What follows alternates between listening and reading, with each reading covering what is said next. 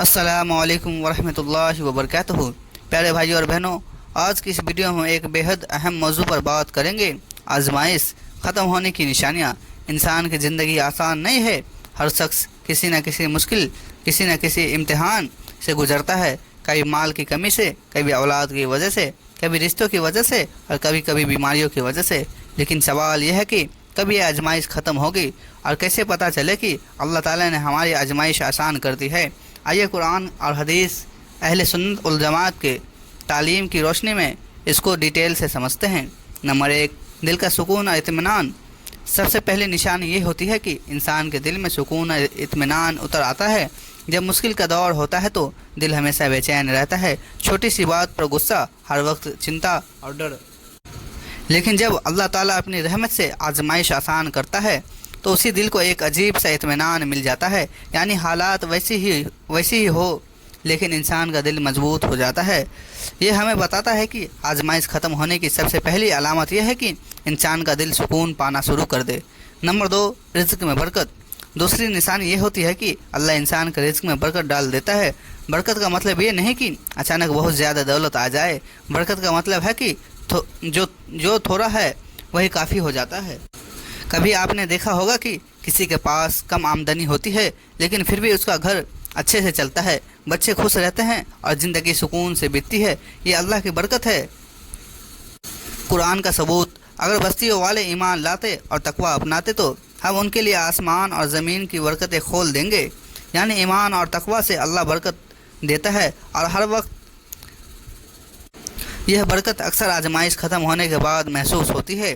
Number 3، رشتوں میں سدھار۔ تیسری نشانی یہ ہوتی ہے کہ انسان کے رشتوں میں سدھار آنے لگتے ہیں۔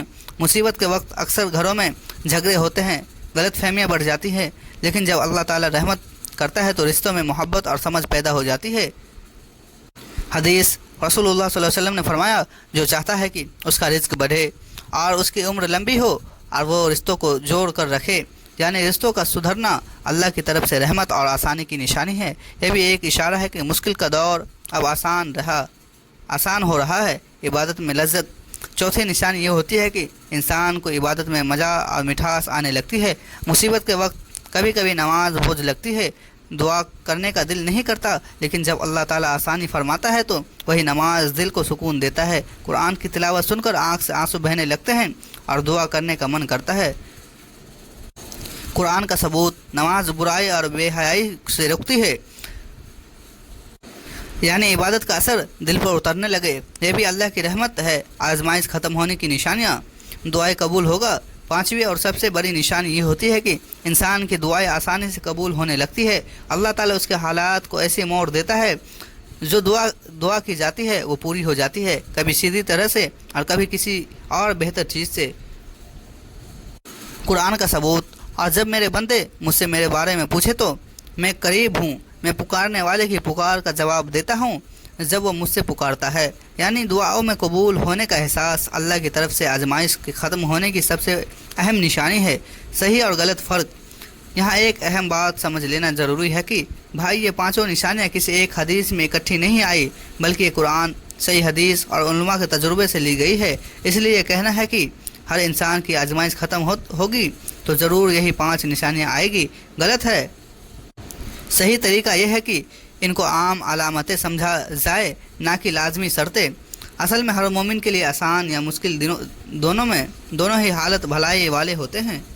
حدیث، رسول اللہ صلی اللہ علیہ وسلم نے فرمایا، مومن کا حال اچھا ہے، اگر اسے نعمت ملے تو شکر کرتا ہے اور اگر مصیبت آئے تو صبر کرتا ہے، اور یہ خاصیت صرف مومن کے لیے ہے، یعنی صبر اور شکر یہی اصلی کام ہے۔